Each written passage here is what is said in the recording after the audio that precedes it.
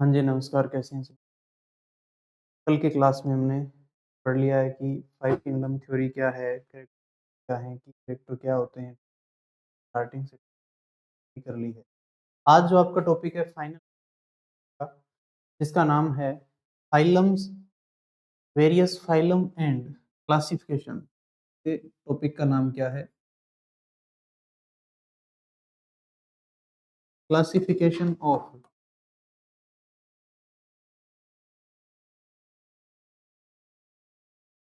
Various phylum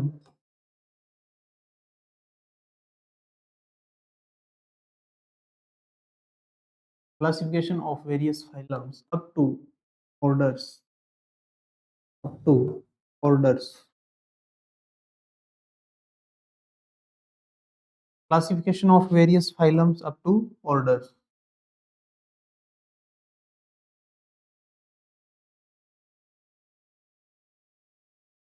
clear है?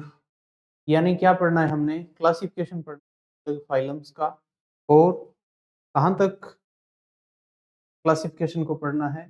Phylum, class और उसकी ऑर्डर जिसके इम्पोर्टेंट वो देखने हैं। इससे ज़्यादा हमें नहीं करनी है, और हर एक ऑर्डर या क्लास के एक आधे एग्जाम्पल का यदि पता लग जाए तो और बेटर है बात, क्योंकि इससे आगे वाले टॉपिक में जो आएंगे इसी के एग्जाम्पल स्टडी डिटेल से करनी होंगी, और वही आपके स्पोर्टिंग में आते हैं एक्चुअल में।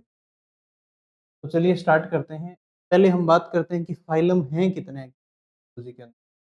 तो देखते हैं फाइलम्स इन जूलॉजी। फाइलम्स इन जूलॉजी। फाइलम यानी संघ, ये तो पता ही है आप लोगों को। हम्म? तो देखिए टोटल फाइलम है आपके,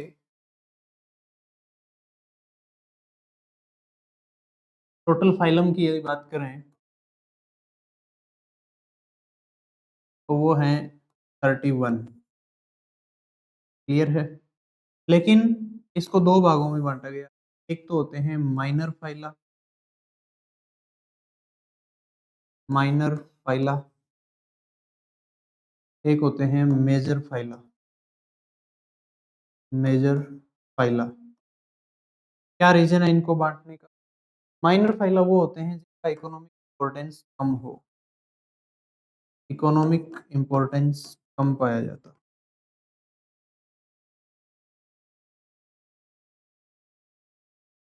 इकोनॉमिक इम्पोर्टेंस लो हो या लेस हो। क्लियर है? ये कितने हैं टोटल? 21 है। ठीक है जी। अब आती है बात माइनर फाइला की, तो माइनर फाइला कितने हैं? 10 या समटाइम्स 11। ये क्या होते हैं? मेजर फाइला होते हैं।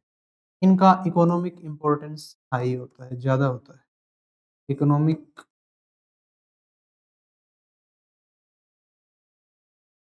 इम्पोर्टेंस मोर होता है।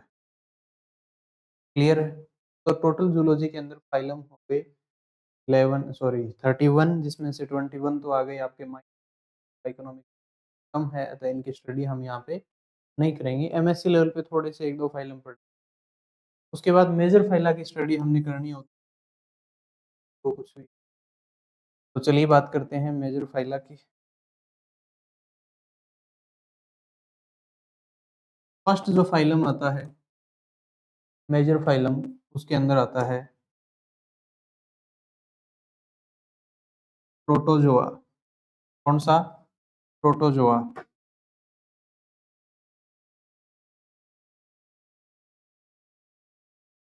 ये नाम दिया था गोल्डफस ने, गोल्डफस ने। उसके बाद सेकंड जो फाइलम आता है मेजर फाइलम में, पोरीफेरा।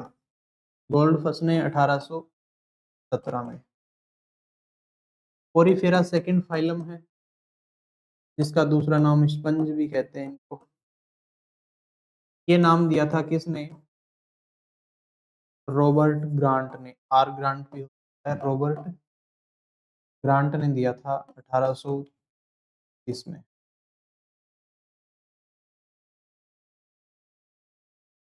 ठीक है जी। आगे फिर थर्ड फाइलम आता है जिसका नाम है सिलेंड्रेटा।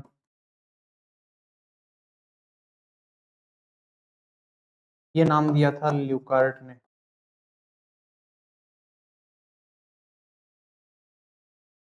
किसने दिया था? ल्यूकार्ट ने।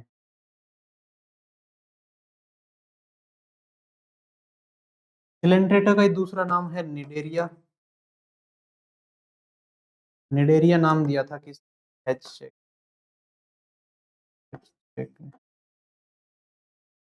निडोब्लास्ट सेल पाई जाती हैं उसके बेस पर आगे देखें। चौथा जो फाइलम है उसका नाम है प्लेटीहेल्मिन्थ।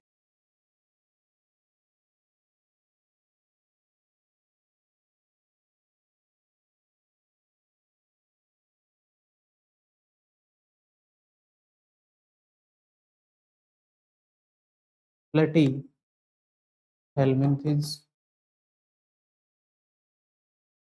ये जो फाइलम दिया था ये दिया था गेगेनबोर ने। सीधा पूछे फाइलम कौन सा?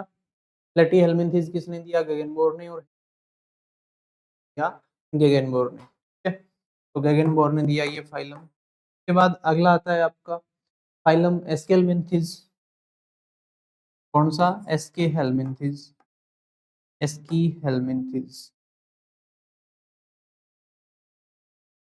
देखिए इसके दो नाम हैं। एस्के हेलमिन्थिस नाम दिया ग्रोपडेड ने। किसने दिया जी? ग्रोपडेड ने। जबकि इसी का दूसरा नाम है एक निमेटोडा। निमेटोडा। निमेटोडा ये नाम किसने दिया?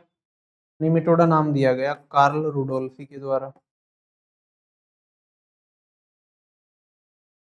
कार्ल रुडोल्फी ने ये नाम दिया। तो इतने फाइलम क्लियर होंगे शायद आपको। ये जो फाइलम है टोटल प्रोटोजोआ पोरिफेरा इसमें। तो ये सब जो फाइलम होते हैं 5, ये फाइलम आते हैं आपके लोअर इन्वर्टिब्रेट। लोअर इन्वर्टिब्रेट का मतलब हो गया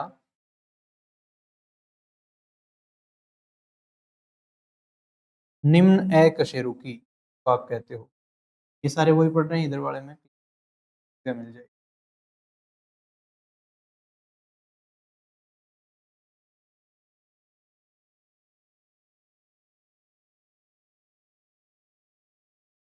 चलिए नेक्स्ट पेज ले लेते हैं।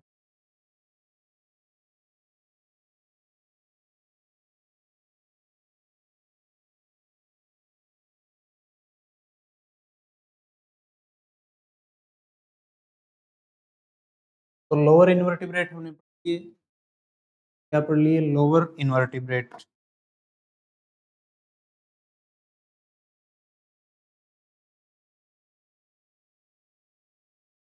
लोअर इन्वर्टिब्रेट में टोटल 5 फाइलम आते हैं।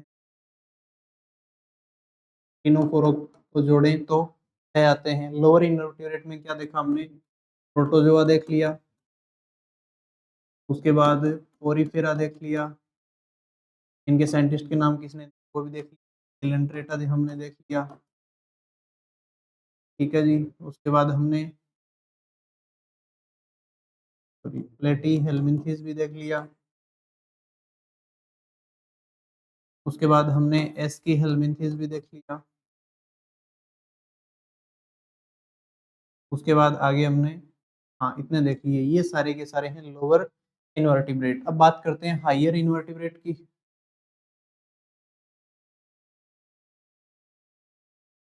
हायर इन्वर्टिब्रेट देखिए इसको कहते हैं उच्चतम अकशेरुकी या उच्च अकशेरुकी। ठीक है जी। इनको कहते हैं निम्न अकशेरुकी।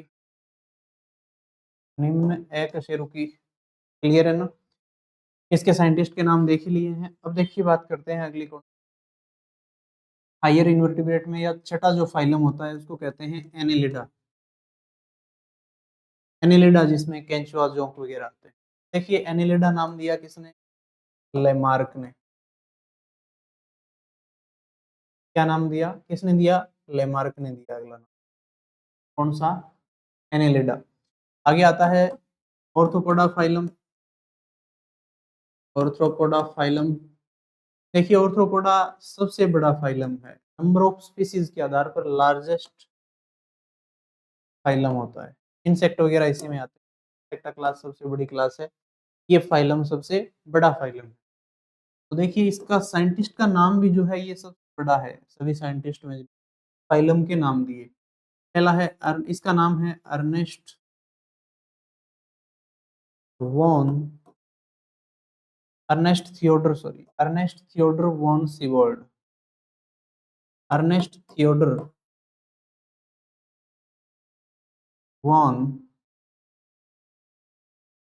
सीबर्ड, ये नाम है किसका? उस साइंटिस्ट का जिसने क्या दिया, ऑर्थोपोडा नाम दिया। अगला आता है मोलस्का।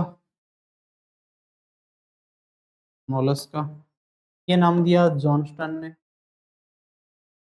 किसने दिया जी? जॉनस्टन ने। उसके बाद अगला फाइलम आता है काइनोडर्मेटा। काइनोडर्मेटा ये नाम दिया किसने?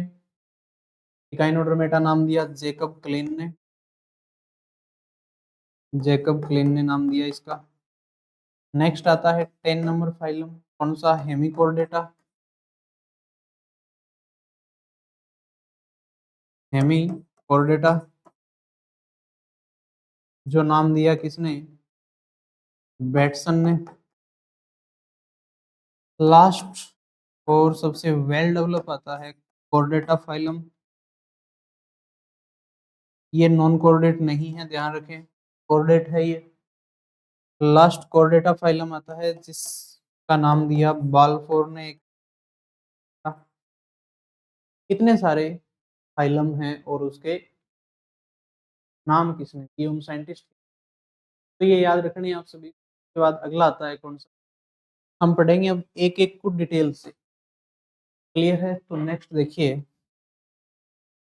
अब हम पढ़ने वाले हैं एक फाइलम को, उसकी कैरेक्टर्स को, उसके क्लासिफिकेशन को। क्लियर है? या फिर उसके थोड़े बहुत इम्पोर्टेंस। सबसे पहले हम लेते हैं प्रोटोजोआ फाइलम को। Phylum protozoa.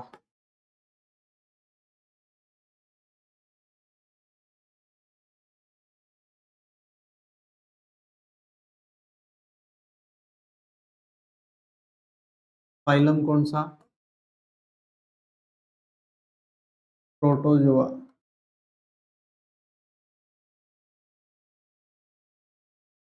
फाइलम पढ़ रहे हैं जी, प्रोटोजोआ। प्रोटोजोआ में क्या करना है कि प्रोटोजोआ के कैरेक्टर्स क्या हैं।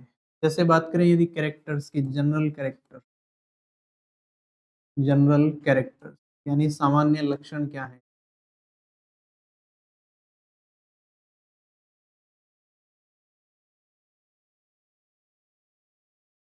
देखिए जनरल कैरेक्टर में फर्स्ट ये आता है कि ये थर्ड सबसे लार्जेस्ट फाइलम है। नंबर का 3 नंबर का सबसे बड़ा फाइलम होता है नंबर ऑफ स्पीसीज वगैरह। तो थर्ड लार्जेस्ट फाइलम कौन सा है? थर्ड लार्जेस्ट फाइलम प्रोटोजोआ है। काम की बात।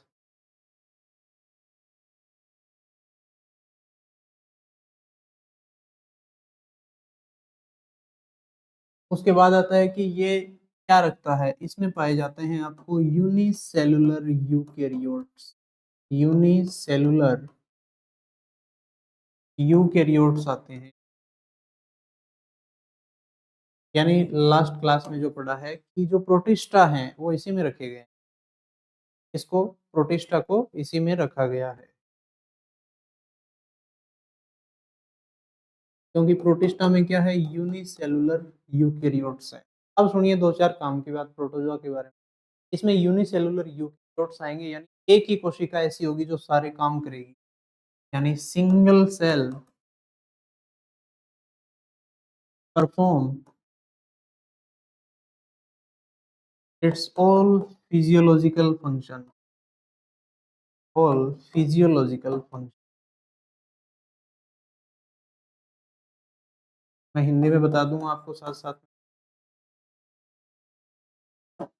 एक ही कोशिका होती है इन जीवों में, यानी यूनिसेलुलर या एक कोशिकीय जीव होते हैं, सभी के सभी फिजियोलॉजिकल फंक्शन करती है इसकी बॉडी। ठीक है, यानी जहाँ पे मल्टीसेलुलर ऑर्गेनिज्म, हर एक पूरी बॉडी के अलग अलग सिस्टम्स काम करते हैं, वो सभी सिस्टम के काम यहाँ पे एक सेल करती है खाली। वो कंप्लीट कर देती है। क्लियर है? उसके बाद इसमें लेवल ऑफ ऑर्गेनाइजेशन होता है प्रोटोप्लाज्मिक। प्रोटोप्लाज्मिक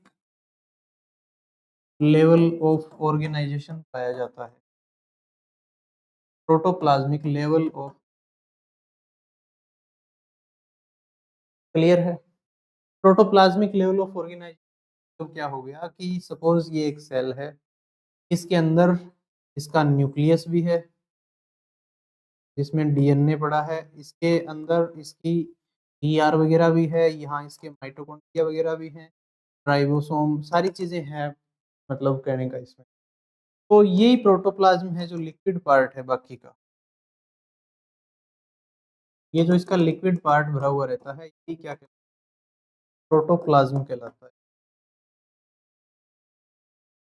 और ये सारे काम करवा रहा है क्योंकि इसी के अंदर सब चीजें एडजस्ट रहती हैं। क्लियर है? नेक्स्ट देखिए,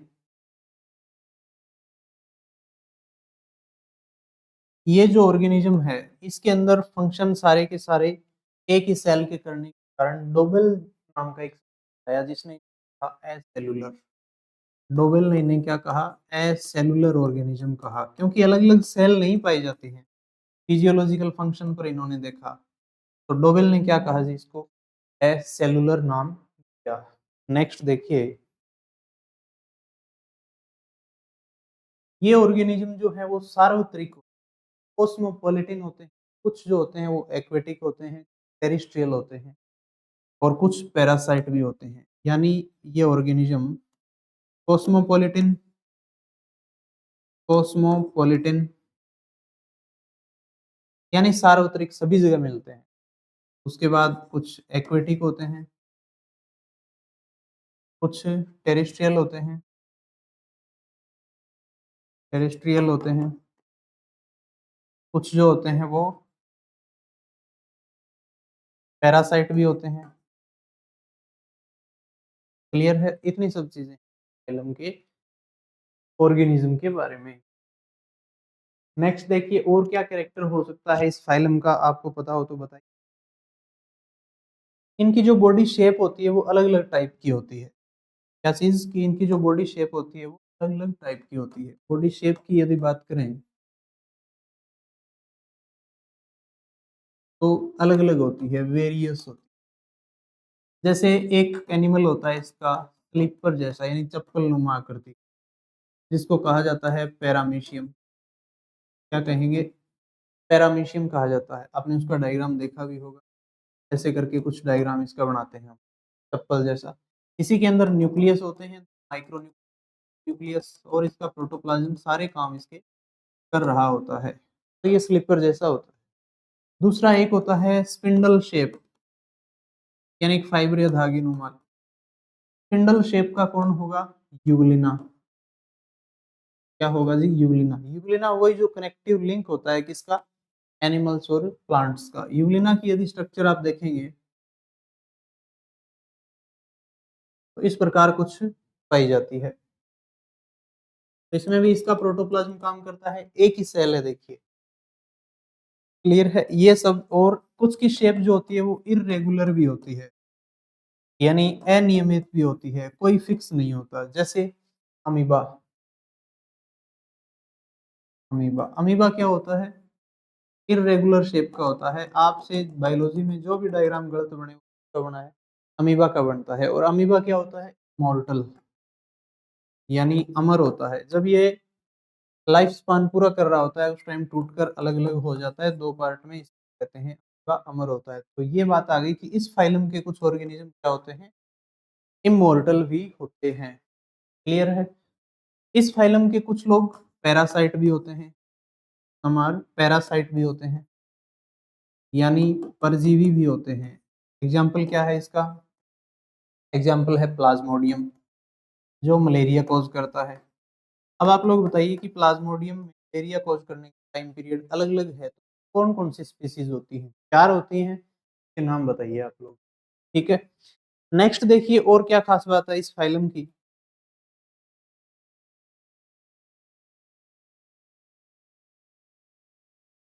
इस फाइलम के एनिमल्स या ऑर्गेनिज्म स्पेसिफिक आवरण पाया जाता है कुछ में।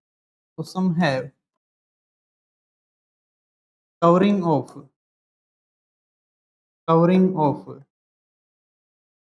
Silica, calcium carbonate, etc. यानी कुछ में क्या पाया जाता है, सिलिका और कैल्शियम कार्बोनेट का आवरण भी इनमें पाया जाता है तथा कुछ में पेलिकल का आवरण भी आपको मिलेगा। क्लियर है इतनी सारी चीजें। ये हो गई लगभग जनरल कैरेक्टर्स, या फिर आप कहें कि लोकोमोशन कैसा होता है इनमें। देख लेते हैं कि लोकोमोशन इस फाइलम के ऑर्गेनिज्म कैसे करते हैं। बात करें लोकोमोशन की, तो जो आपका यूग्लिना है ये लोकोमोशन करता है किससे, फ्लैजिला से। किससे करेगा, फ्लैजिला से लोकोमोशन कर लेगा। दूसरा पैरामीशियम होता है, वो लोकोमोशन करेगा जी किससे, सीलिया से। पक्षमार्ग और कसाब सुने होंगे आप लोगों ने। याद करने का तरीका ये है कि यूग्लिना में जी आ रहा है, फ्लैजिला में भी जी आ रहा है, इसके अंदर पैरामीशियम में भी सी आ रहा है, इधर सीलिया में भी सी आ रहा है। ठीक है, ये यूनिसेलुलर होते हैं, ये तो आपको पता ही है। आगे देखिए, फ्लैजिला जो होता है वो लेंथ में ज्यादा होता है, लंबाई इसकी ज्यादा होती है, नंबर इसके कम होते हैं, यानी सिंगल या डबल होते हैं, नंबर लेस होते हैं। क्लियर है। तो सीलिया होते हैं, लेंथ तो कम होती है भाई साहब, और नंबर क्या होती है, ज्यादा होती है। सीलिया की नंबर जो होती हैं वो ज्यादा पाई जाती है हमेशा as compare to flagella. Clear है। ये सब कुछ आपको देखने को। और क्या है, अमीबा में जो लोकोमोशन होता है वो पाया जाता है किससे, सूडोपोडिया से। सूडो का मतलब होता है फाल्स या झूठे पैर, सूडोपोडिया। पोडिया का मतलब होता है पैर, सूडो यानी इनकम्प्लीट या फाल्स। ठीक है, जो इस तरीके से देखते हैं, यानी एक बार बढ़ते हैं, कोई फूड मटेरियल दिखा उसके पास जाएंगे तो एक बार बढ़ेंगे, सूडोपोडिया वापस गायब हो जाएंगे। सूडोपोडिया। जो आपका प्लाज्मोडियम है इसमें लोकोमोशन अब्सेंट होता है, क्योंकि ये होता है एंडोपैरासाइट एक्चुअल में। तो एंडोपैरासाइट को लोकोमोशन रिक्वायरमेंट नहीं होती मोस्टली, प्लाज्मोडियम में नो लोकोमोशन, यानी लोकोमोशन नहीं होता है। Is it clear. आगे देखिए क्या बात है कि इस फाइलम में क्लासिफिकेशन कैसे करेंगे हम। न्यूट्रिशन वगैरह की बात करें तो ये क्या कर लेता है, होलोजोइक टाइप का होता है जनरली। इसका जो न्यूट्रिशन होता है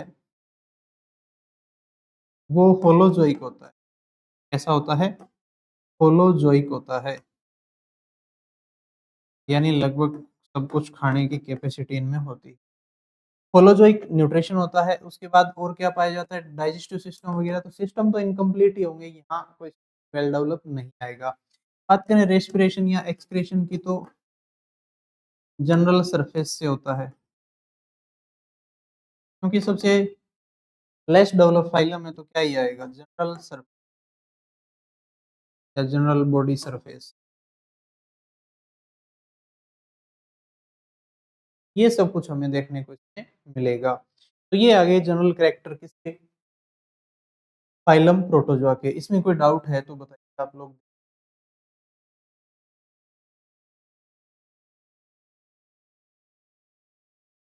क्लियर है। तो ये सब कुछ है, डाइजेशन वगैरह हो गया, न्यूट्रिशन डाइजेशन। फूड वैक्यूल्स पाई जाती हैं डाइजेस्टिव सिस्टम में। डाइजेशन में क्या पाया जाता है, फूड वैक्यूल जो होती हैं वो क्या कर लेती हैं, फूड को डिस्ट्रीब्यूट कर लेती हैं for the body part. Digestive system में फूड वैक्यूल होती हैं, भोजन रिक्तिका जिसको कहते हैं। क्लियर है। तो ये आगे जनरल फाइलम प्रोटोजोआ के देख लीजिए सब। तो ये सबसे पहले क्लासिफिकेशन हमने, उसके बाद ये फाइलम कौन कौन से हैं, फिर पढ़ा हमने माइनर फाइला वगैरह, ये देख लिए, देख रहे हैं प्रोटोजोआ के। ये सारे जनरल कैरेक्टर्स आ गए। नेक्स्ट देखते हैं classification of protozoa. Protozoa phylum का वर्गीकरण।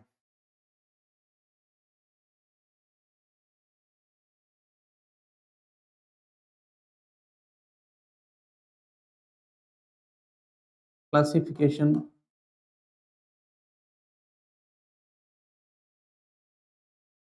इसका प्रोटोजोआ का क्लासिफिकेशन देखते हैं। देखिए सबसे पहले इसको किस आधार पर डिवाइड किया गया है वो हमें देख। तो जो प्रोटोजोआ हैं इनको किस आधार पर बांटा गया है जी? इनको बांटा गया है लोकोमोटरी ऑर्गन के आधार पर। लोकोमोटरी ऑर्गन्स के बेसिस पर बांटा गया है। क्लियर है? लोकोमोटरी ऑर्गन कौन से आधार पर डिवाइड किया गया है। तो देखिए सबसे पहले इसमें 3 क्लासेज आती हैं। 4 क्लासेज आती हैं। 4 क्लासेज कौन-कौन सी हैं बात करते हैं अभी। कहीं-कहीं आपको देखने को मिलेगा कि इसको सब फाइलम भी कहते हैं क्लासेज। देखिए सबसे पहली जो क्लास या सब फाइलम जिसको आप कहते हो वो आती है मैस्टिकोफोरा।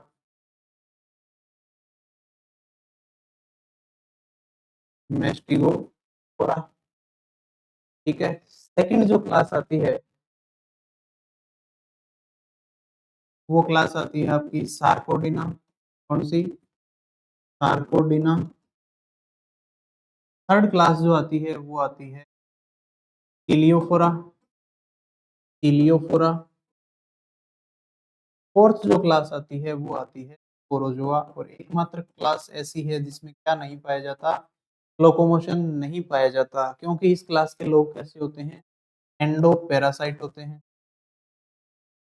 एंडोपैरासाइट होते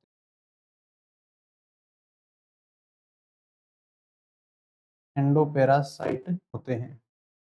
एग्जाम्पल क्या है इसका? प्लाज्मोडियम वही, ठीक है। क्लियर है ना इतना? उसके बाद सिलियोफोरा, नाम से ही पता चल रहा है सिलियोफोरा। फिर सिलियोफोरा को 2 पार्ट में बाँटा गया आगे। एक तो है सिलिएटा, एक है आपका सक्टोरिया। कौन-सा? सक्टोरिया। सिलिएटा में आएगा जिनमें सिलिया पाए जाते हैं, पैरामीशियम। बहुत सिंपल है याद करना, पैरामीशियम। अब बात करते हैं स्टार्टिंग में मैस्टिकोफोरा। तो मैस्टिकोफोरा को 2 टाइप में डिवाइड किया गया है। किस बेस पर? एक तो कि इसमें क्या पाया जाता हो?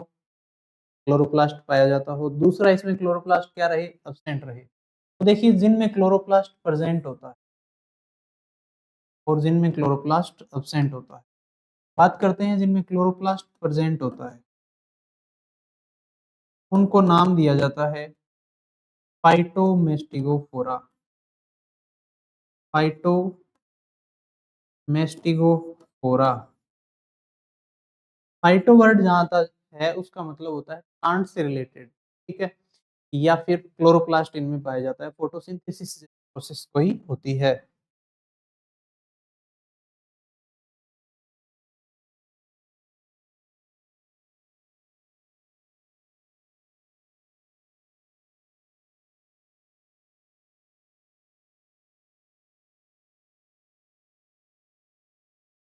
तो अब देखिए नेक्स्ट क्या है? जो फाइटोमेस्टिगोफोरा होते हैं, इसमें टोटल 10 ऑर्डर्स आते हैं। काम-काम के जो हैं वो हम पढ़ लेते हैं। ऑर्डर्स की बात यदि करें तो एक आता है यूग्लिनोइड। कौन-सा ऑर्डर? यूग्लिनोइड, ठीक है? यूग्लिनोइडी ऑर्डर का एग्ज़ाम्पल या उदाहरण जिसको हम कहते हैं, तो अब आपको समझ में आ रहा होगा कि यूग्लिनोइडी क्लोरोप्लास्ट पाया जाएगा, इसीलिए तो उसको क्या कहते हैं? एनिमल और प्लांट की कनेक्टिव लिंक कहते हैं। उसके बाद नेक्स्ट ऑर्डर आता है वोल्वोसिड, यानी एग्ज़ाम्पल है इसका वोल्वोक्स। अगला ऑर्डर आता है आपका, नेक्स्ट जो ऑर्डर आता है वो आता है डायनोफ्लैजिलेटा। डायनोफ्लैजिलेटा,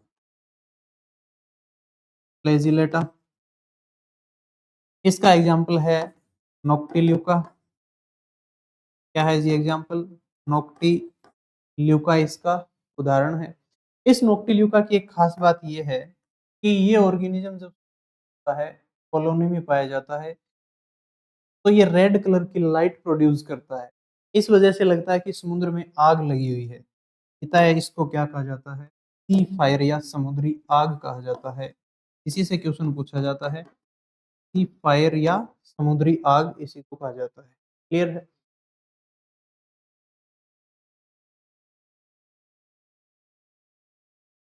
नेक्स्ट देखिए आपका कौन सा आता है? जू मेस्टिकोफोरा। अगली जो क्लास है जिसमें क्लोरोप्लास्ट नहीं पाया जाए, यानी क्लोरोप्लास्ट अब्सेंट हो जिनमें, इनको कहा जाता है जी जू मेस्टिकोफोरा। जू मेस्टिकोफोरा। जू मेस्टिकोफोरा का मतलब हो गया कि ऐसे प्रोटोजोन या मेस्टिकोफोरन जिनके अंदर एनिमल जैसे कैरेक्टर पाए जाएं। तो देखिए जू मेस्टिकोफोरा में ऑर्डर की यदि बात करें तो एक आता है काइनेटोस्टोमेटा। काइनेटोस्टोमेटा, ठीक है। सेकंड अगर बात करें, अच्छा इसके एग्जांपल की यदि बात करें तो एक तो आता है ट्रिपेनोसोमा गेमियन, जो अफ्रीकन स्लीपिंग सिकनेस कॉज करता है। ट्रिपेनोसोमा जो क्या करता है, इसकी गेमियन स्पीसीज अफ्रीकी निद्रा रोग, नींद आती है, अफ्रीकन स्लीपिंग सिकनेस, ठीक है। उसके बाद एक आता है एग्जांपल इसका लेशमानिया डोनोवनी। लेशमानिया और इसकी डोनोवेनी स्पीसीज जो होती है, ये डिजीज करती है कॉज काला अजार रोग, काला अजार, ठीक है। इसी को कहते हैं डमडम फीवर। इसी का दूसरा नाम क्या है? Dumdum fever. क्लियर है? तो ये इसके ऑर्डर होते हैं। यहाँ तक कोई डाउट हो तो देख लीजिए आप। दो क्लासेस पढ़ी हैं, एक क्लास सॉरी पढ़ी है इसकी कौन, फाइटोमेस्टिक, जिसके अंदर दो पार्ट में डिवाइड किया गया क्लासेस में। जिसमें क्लोरोप्लास्ट पाया जाता हो उसको क्या कहते हैं? फाइटोमेस्टिकोफोरा। जिसमें नहीं पाया जाता उसको जूमेस्टिकोफोरा। आगे देखिए, चलिए बात करते हैं सीलियोफोरा के बारे में। तो सीलियोफोरा के अंदर क्या रखा गया है? देख लिया कि जिसमें पैरामीशियम पाए जाते हैं, एक है इसका सक्टोरिया एग्जाम्पल। नेक्स्ट देखिए सार्कोडिना या राइजोपोडा की यदि बात करें हम, तो आता है अमीबोइड्स। सार्कोडिना एक ये रहा, इसका यदि क्लासिफिकेशन हम देखें, इसका दूसरा नाम क्या है? राइजोपोडा है, राइजोपोडा। तो पोडा सुन के आपको थोड़ा बहुत आइडिया लग रहा होगा कि वो ऑर्गेनिज्म आएंगे जिसमें क्या पाया जाता हो, सुडोपोडिया वाले लोग पाए जाते हो। तो इसमें क्या आएगा ऑर्डर? ऑर्डर आएगा अमीबोइड्स। कौन सा? अमीबोइड्स आएगा। यानी एग्जाम्पल क्या आएगा इसका? अमीबा आएगा जी,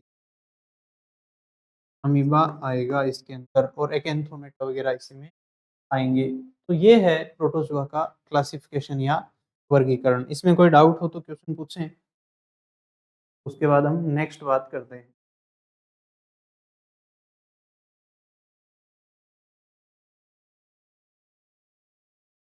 ठीक है, तो अमीबा के अलावा एक आएगा इसमें कौन सा? फोरामिनीफोरा, वो भी इसी में आएगा। फोरामिनीफोरा अमीबॉइड्स के अलावा फोरामिनीफोरा, और दूसरा आएगा, एक आएगा एकेंथोमेटा, एक आएगा एल्फीडियम। कौन सा? ये सारे एग्जाम्पल हैं इसके राइजोपोडा के। एल्फीडियम जनरली क्लास और उसके एग्जाम्पल ही पूछ लेता है, तो ये सब कुछ में आते हैं। ये है अपना कंप्लीट प्रोटोजोआ का क्लासिफिकेशन, ठीक है। उसके बाद नेक्स्ट बात कर लेते हैं कि फाइलम पोरीफेरा की। ये फाइलम प्रोटोजोआ, आज हम फाइलम पोरीफेरा के क्या पढ़ लेते हैं? जनरल कैरेक्टर्स पढ़ लेते हैं। देखिए अगला टॉपिक है फाइलम पोरीफेरा। Phylum Porifera. सबसे पहली बात की ये क्या होते हैं? मल्टी सेलुलर होते हैं, बहुकोशिकीय होते हैं। एक कोशिकीय गए अब प्रोटोजोआ में आते थे। सेकंड क्या है कि इन्हीं को कहा जाता है स्पंज। क्या कहा जाता है? स्पंज कहा जाता है। दूसरी चीज क्या है? इसका एग्जाम्पल सॉरी नाम दिया था किसने? रॉबर्ट ग्रांट ने, वो है पीछे।